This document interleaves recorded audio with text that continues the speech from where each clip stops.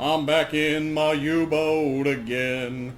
Out where a sailor is your friend. Oh, that is not a good situation to be in. That was an original composition, by the way, by me, effing controller, playing Silent Hunter 3, the much-awaited, long-anticipated Patrol 12, after Patrol 11, which was fraught with technical difficulties, and apparently I'm already having technical difficulties saying words. So that's not a good start, but hopefully things will get better. They won't. It is December 26th, 1940, so that was actually how I ended up possibly fixing the save game issue, and I can't attest to it working over the long term, but it does seem that it has stopped doing what it was doing, which was basically making one legitimate save file and then like a blank save file that was actually a save file from much earlier in the campaign. So if you loaded that, you would be fucked because the way that Silent Hunter works is if you go to load a older save game, it wipes out everything that was newer. So you don't want to do that if you want to retain your progress. But I think I've got it. I think I've got it fixed. But that did entail bumping out the date, basically fooling the game into thinking I'd started a patrol when I hadn't. It's a long story. It's boring. I've bored you. You've probably shut off the video by now, and I don't blame you. Let's see, actually. I did do some other changes. We have new crewmen. Say hello to, if I can find him. Oh yeah, all of our officers are full up. We have a new mechanic, Lost Lancaster, who is, a grease monkey in the engine house, or not the engine house. That's where the engines are on the boats that I sink. Well, I guess I sink this boat too, but I'm rambling. Let's also look at Delonian, or Delonian. He's our gunner, and he has to be anything but a bilge rat, and I obliged him, in spite of the fact that I really just wanted to make him an ordinary seaman. Heh. Gross. Alright, so anyways, do I have awards to hand out? I do. Well, I'll take care of that before I actually go out on patrol. Anything else that changed? Oh, God, there's a ton of changes, actually. I added some mods, which I will be showcasing as I go through the patrol, obviously, but just to give you a quick rundown. Thomsen's sound mod, much recommended by people. I also have h.cie's Hardcoded Fixes. I don't know if that's how it's pronounced. It's H and then a dot and then h.sie. So many apologies to Mr. h.sie if I butchered that. And then I also have MEP, the MEP atmospheric mod. It basically improves the graphics and atmosphere of the game overall. And then I have Evan 82's uniforms mod installed. So we're going to get a look at those here in a minute. We've been assigned to a grid up by Iceland. I might actually go there. As somebody pointed out in GWX, you don't have any obligation to go to your grid. You don't get any points for going and for staying, so there's really no reason to do that. I want to see if there's an upgrade, actually, because it is December of 1940 and it is not available, but we'll probably get that next patrol, the upgrade I'm thinking of. So I guess that's it. We're going to jump right in, and I will see you on the other side of the loading screen. Okay, and here we are in our new and improved control room. It's actually not that different, but you can see that the crewmen are wearing slightly different uniforms, and that little glitch that was on their rank patch is gone. It should be nighttime out, so I'm not going to really be able to see the crew on deck. And what the fuck are you wearing? That is an impressive sweater, sir. Who? I want to beat you up and take your lunch money. I just can't take you seriously with that thing on. I want to pinch your cheeks and give you $5 for Christmas. Good God. I don't think that's standard regulation attire there, sir, but hey, let your freak flag fly, I guess. Well, anyways, I think the date would have been bumped out again. Oh, just by a day. Well, that's fine. There's an ambulance outside. Amateurs. Alright. So we're going to get out of the harbor here and wait for the ambulance to go by. And then go up to was it AK-57? 53. Okay, AK-53 is over here. And I am wondering why it gave us a grid that is so very far away. But we've been down here before. We should be able to make it over here. we'll have to probably just take a straight approach to it, as opposed to a swervy, unnecessarily circuitous route, which I'm wont to do sometimes, I guess. Boy, that sweater is something else. I wonder if anybody else is wearing anything interesting. You guys are boring. Anybody? Oh, that's plaid. That's festive. I like that. That's nice. Well, and you are wearing it too. Son of a bitch. What the hell happened to this crew? We spent just a couple months in France, and this is what happens. Alright. Anyways, we're going to get out of Lorient, avoid the mines and nets and all that crap, and set a course, and go sink some stuff, despite our fretfully bad attire. We're now out of the harbor. We've cleared whatever is here. I think there's some nets or some mines or something equally horrible there. But we've laid in a course, and as I said, it's fairly direct. It's just kind of going straight to the grid. This is actually not a bad area to hunt. And the reason is that a lot of the convoys sail from Canada, like Halifax here, to Liverpool, and they'll go this way in a great circle. And actually, this game sort of models the system of great circles, where it's really not actually faster to go in a straight line on the map because the Earth is round. You actually will probably be better served to go in a more parabolic course. So that's modeled in the game, but I'm too lazy to do it. It's not well modeled, I don't think. I think that there's some kind of fudging that happens, but it does at least, you can see on the convoy map, if I bring up the right one, it does show you that the ships do go like this. And that is partially for evasive purposes, and it is kind of a straight line, I guess, too. But in all reality, that's how it does work. Like here's actually a good example. This one is, well, this is on the equator, though, so why are they doing that? You know what? I don't know what the hell I'm talking about, I guess. So, forget everything I said. So yeah, we're just going to go ahead and go to AK, get our AK out, and shoot some convoys, hopefully. So far, I'm not really able to kind of showcase the effects of the new mods because it's dark. But basically, one big one is the MEP mod, which changes the watercolor. It just makes the weather a little bit more interesting because I was getting kind of bored with every condition looking the same as it always does. So that will change a little bit. That probably won't mean much to you guys, but it'll make things a little bit easier on the eye for me. Speaking of easy on the eye, anyway, yeah, I guess I'm done talking now. I don't really have anything important to say. Oh, I guess I could talk about what happened in the month of November 1940. According to the news that we get when we start a new mission, I wrote it down on a cue card for myself. Can't find it though. Oh yeah, so it was apparently a really bad month to be Italy in the war because they tried to invade Greece and it didn't happen so much. They kind of got thrown out. And then at Taranto, pizza.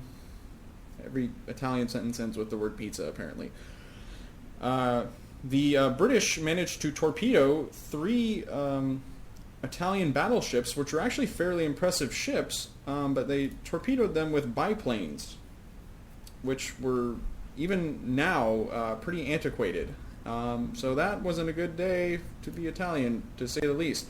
I mean, you really need to consider your participation in warfare if you are sunk by a plane that is called a ferry swordfish. I'm just going to let that marinate. Actually, in fairness, now that I say that, I think the Germans did lose some rather important ships to the ferry swordfish. So I take that back, I suppose. Anyways, I'm going to stop prattling on about historic matters that I really know very little about and continue on course until we get a contact.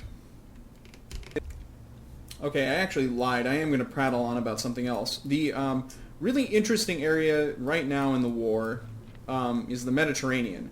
The Italians and the British are kind of staring each other down. They actually might be in open conflict right now in Egypt and Libya. I don't know too much about the North African conflict, but especially at this point, prior to the involvement of the Americans, but that's going to happen soon, and there's going to be a lot of shipping that goes through the Mediterranean, so it might be worth, at some point, maybe going in there. I don't know if I really want to base out of there, just because it's a terrible area for a submarine to operate. It is generally pretty, there's not very much room to roam. There's a lot of activity, so it's an easy place to get sunk. The North Atlantic is great, as far as I'm concerned, but for curiosity's sake, we might take a visit there. But curiosity did kill the cat. Fortunately, we are not a cat. Anyways, we're going to press on. I just got done doing a sound check, and I want to show you guys something amazing. I'm going to surface the boat. Well, speed things up a little bit. Oh my god, my watch crew is fully on deck. My watch officer is on deck. I didn't need to drag his ass out of bed and put him there. That is outstanding. I want to thank Tailmange in particular, because he was the one that recommended h.sie's hard fixes, which is actually what that is, one of the many features that it includes. So thank you, Tailmange. You have saved some scrap of my sanity. So that's pretty much all there is to that. Kind of anticlimactic, I guess, but it's really important for me because anytime I do a sound check, I have to drag him back onto the fucking deck.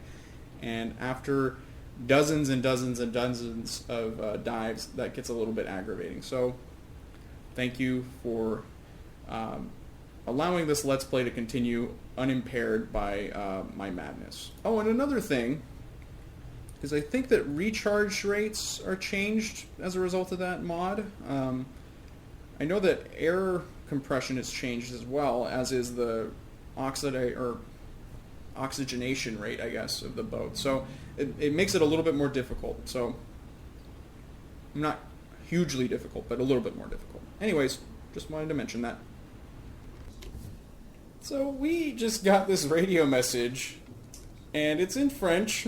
This is either like a really feeble attempt by the French resistance movement to get like intelligence, or the game has unleashed a new and exciting bug upon me. Fortunately, for my sake, I can understand what that says, and because I can read a little bit of French, but it doesn't apply to us anyways. So just thought I'd point that out. I'm probably not going to get around to fixing this until I'm actually done with the patrol, but could be interesting because we could get information that we need to know about, and I'll have to scurry along to Google Translate or something to figure out what it says, but oh well.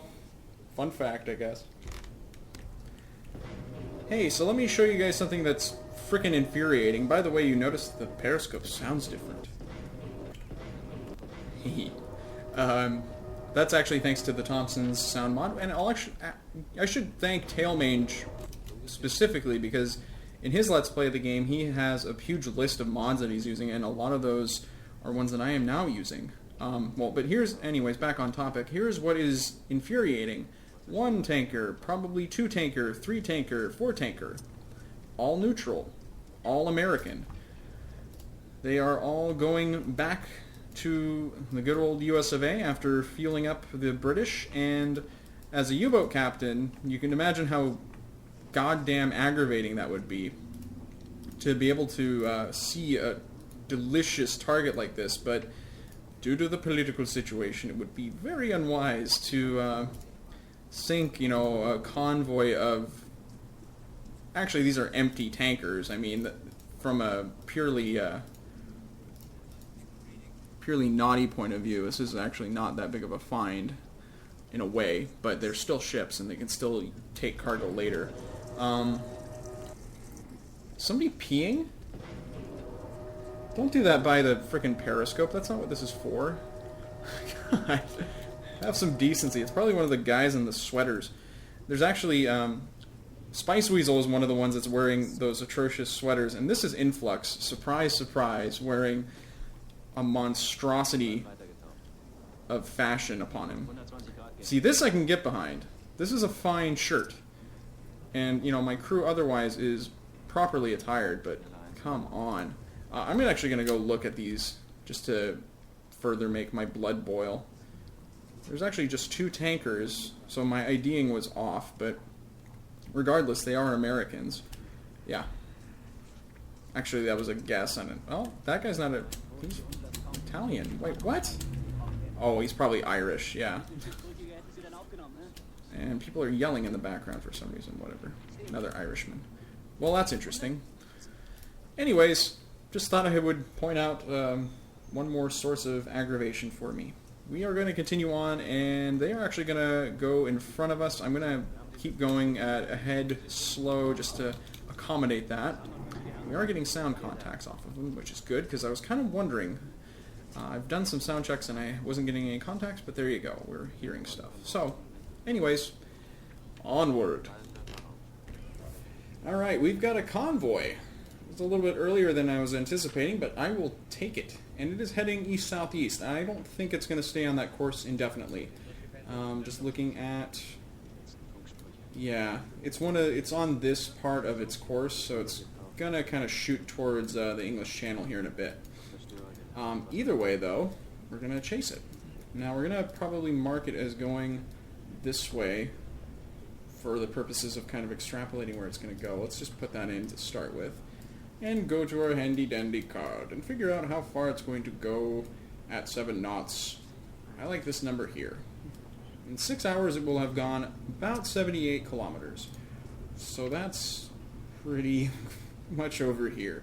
How about we extend that to 12 hours, which makes it... Well, that's stupid. Why does it have 10 hours?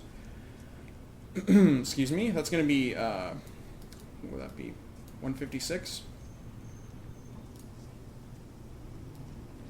Actually, we'll just take it out to 312 then. And then we're going to mark our own course. Didn't need to go that far. Whoa there, tiger. So we will easily outpace them, it looks like. We have to execute our turn, but let's just make sure that that's actually how it's going to work. Looking better, and yes. Excellent. So we're going to try to intercept them. That will put us from here. Why don't we just go directly south? And that will definitely put us within attack range here. Well, sort of. Almost attack range. I'm guessing that they are not going to go east-southeast exactly. That would be unusual, because that would put them in France. And we own France right now, so... We're going to chase these guys, hopefully catch up with them, hopefully don't lose them like I've been doing recently, just by kind of not paying attention, but can't make any promises because they are able to change course as we've seen, so we're going to chase them as best we can. You cheeky monkeys. Well, it looks like they're going northeast, as opposed to whatever it was that they were supposedly going. I can't remember already. It was like east-southeast, something asinine like that. Well, I'm not even going to bother scrolling back. So, the point is that they headed pretty much northeast from their previous position. So, they're probably zigzagging, which I should have probably put together in the first place. And that probably means also that they're heading this way into the Irish Sea and all that loveliness. So, we need to readjust our course. And I will do it as such. They're still heading 7 supposedly, so it was about 13 kilometers an hour, right? Yes. And we are actually fairly close. I mean, that, as far as clusterfucks go, this wasn't really that bad a one. Have to actually move this mark here. Let's just assume like that. That would be 3 hours. We're underwater, so wait, are we? Why are we going so slow? Are we recharging? Ah, we're turning. Okay. Durr. Okay, so we should actually be pretty well in position. Let's just make sure of that, though, once we get into, or once our turn is complete here. I'll probably hunt these guys live, as opposed to hunting them dead. Nah. Which I have a propensity towards doing. I don't know what that even means. I think I was trying to say that I would be dead when I was hunting them, but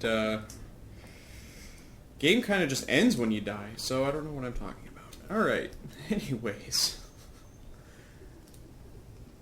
Let's go a little further. I'd like to dive probably in between these two marks here. Oh! We have the chugging going on. So we know we're at least getting close. And I'm also going to slow down, just because I don't want to go too quickly here. Speaking of going too quickly, I need to keep my eye on the time compression. Aha, there we go. Merchant moving slow and closing. Warship. They're moving pretty much east, actually. That's not ideal. Because that puts me in a really bad position in terms of trying to hunt them. But like I said, I think they are pretty much zigzagging. Because obviously, I mean, they wouldn't have been able to go east to get to there. So they're now going east. They're probably going to jog up. And they're actually east of their position previously reported. So, what I'm going to do, put it a little bit more southeast and put us on the surface. And accelerate. Oh, that's probably too fast. Okay. Hopefully this is going to put us right in position and slow down. Alright. Survey says nothing so far. That could mean that... No. Okay, there they are. So that's the lead warship. We're still pretty far away, though, so I'm going to stretch out the course a little bit. And I'm also going to increase speed, because I want to get these guys. Tired of having convoys give me the slip. Alright.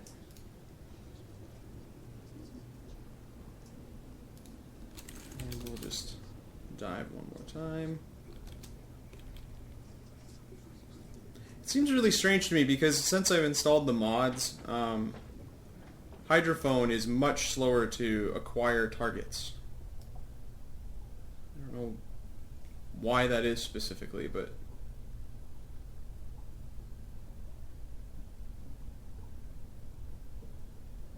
I'm not able to hear anything. I might be hearing something there. That's a truck outside, actually. Never mind. Alright. We'll just let our hydrophone guy do his work. Yeah, there we go. That's much better. And they are heading east. So I think this is a good course here. Now we just need to get a little closer. Let's look at our armaments. Oh, crap apples. I forgot to swap out our torpedoes, but that's okay. That'll be just fine. We can use a couple of Type 1s here.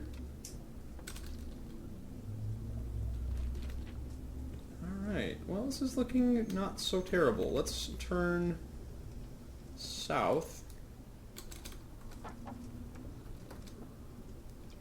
Okay, and slow down. We actually should be in firing position possibly here. And as previously discussed, we might get some blurring here, but we're slowing down, so it should go away.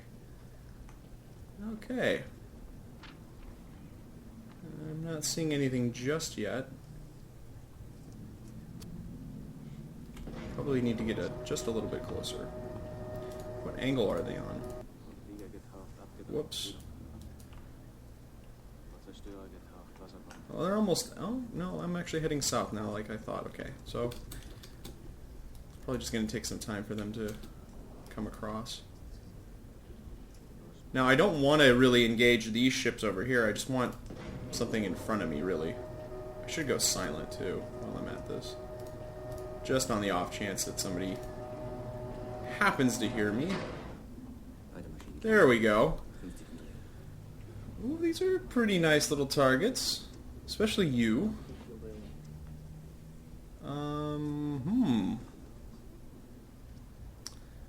Well, the medium cargo is sort of tempting. That actually might not be a medium cargo. I'm going to look it up in my book. Which is in French. That's fantastic. Oh my god. If it's not one goddamn thing, it's another. No, that's a medium cargo. I thought it was a victory ship for some reason, but actually it could be.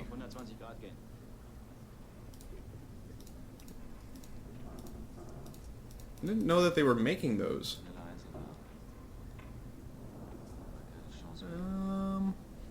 No, I think it's a medium cargo. It doesn't matter. I'm not shooting at it because, as we've demonstrated, medium cargos are really, really resilient, so I'm not going to bother. Let's go to this guy here. This is a large cargo. A gros cargo. And then we'll also ID him, because why not? Mineralier. And we're going to shoot at him first. We got type 2s in tube 1 and 2, or 1 and 4 rather. That is obnoxious. But nothing really we can do about that. Alright, let's range him out.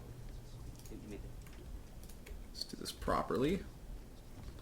The reason I bring this up when I am ranging out is because it shows you a little bit better what the tallest point on the ship is. You might assume, like looking at it from a given angle, that the stack is probably the tallest or something like that. It's actually this front mast, which I can't really see because of pixelation, but whatever. He's pretty far away, though. That's at the extreme range of our torpedoes, so I might have to forget about him. Ooh, there's a large merchant. Or something. Huh. Just making sure there's not any other targets of interest here.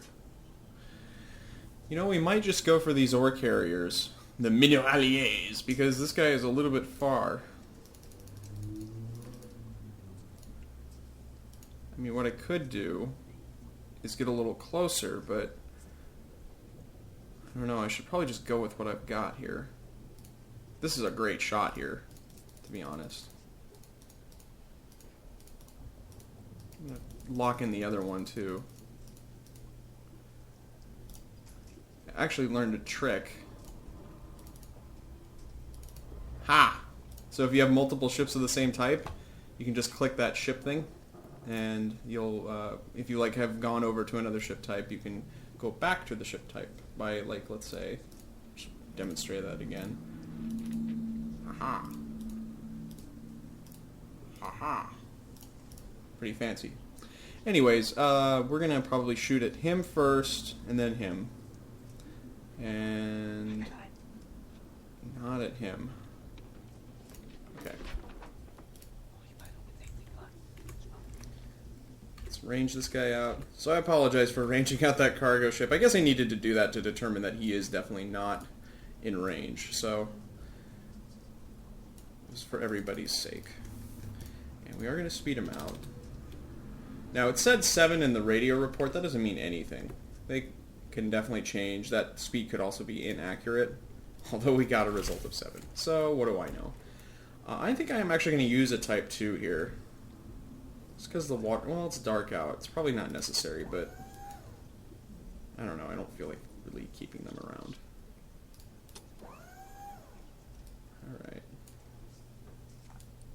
Where's my solution here? It's this line here. I guess I shouldn't really be doing that, but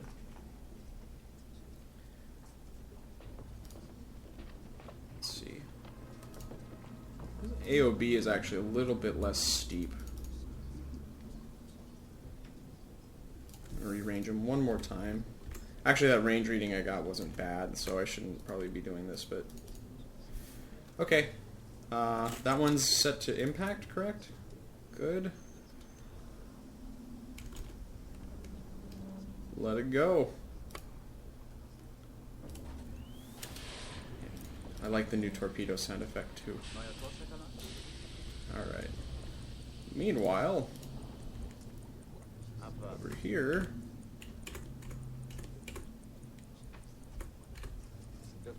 there we are. He's almost square, and he's a little bit. We're a little behind him, and we're actually going to keep that speed reading.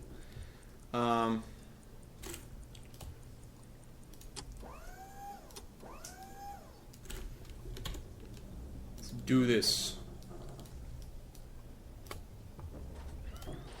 All right, it's 2, and I just can't help myself. I've got to lob a shot at him.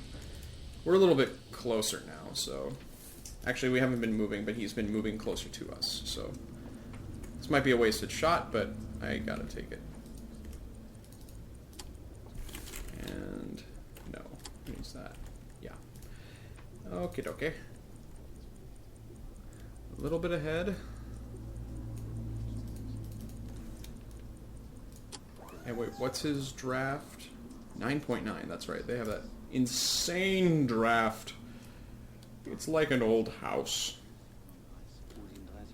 Alright, magnetic. And this is the wrong order to be shooting these torpedoes. I should be shooting at the, oh, that range is completely wrong. Somebody in the background's having a freaking out back there. No.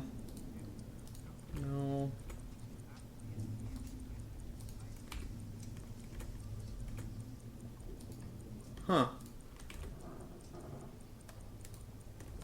Well, I don't know how I feel about this. I mean, I shouldn't probably be using this to determine whether or not my solution is correct. God damn. Son of a... Okay, I should have gone with what I had before, which was just flagrantly cheating right now, I think. That's still probably about right. Okay, what do we got for the...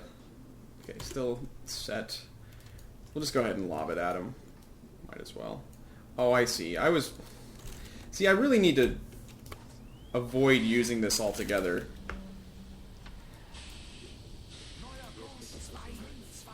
Mostly because, first of all, it is cheating. I mean, you're looking at a solution that would be pretty much impossible for a U-boat captain to even get on the fly like that, but it's also just, you know...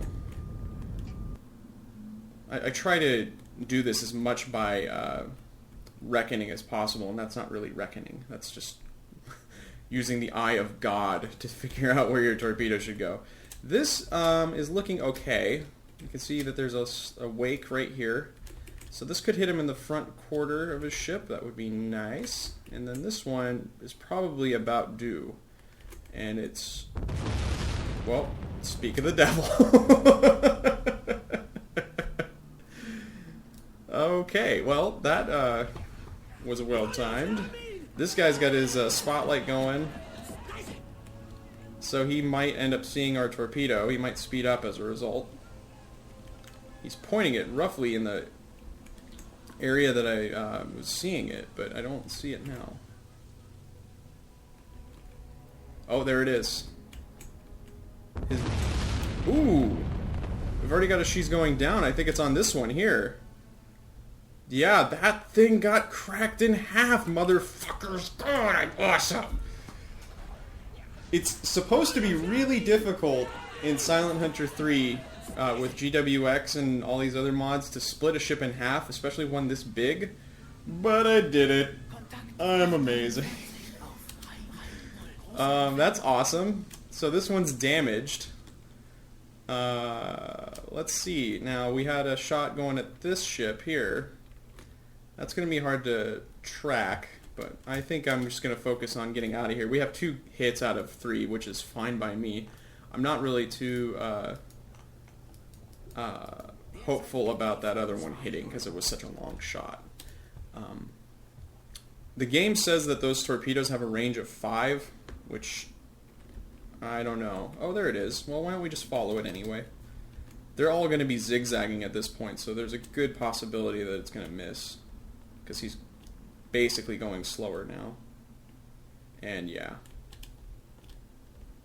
I guess it could theoretically, if the fuel in the torpedo keeps going. I shouldn't be looking actually at the convoy. We'll just take it as a delightful surprise if something hits.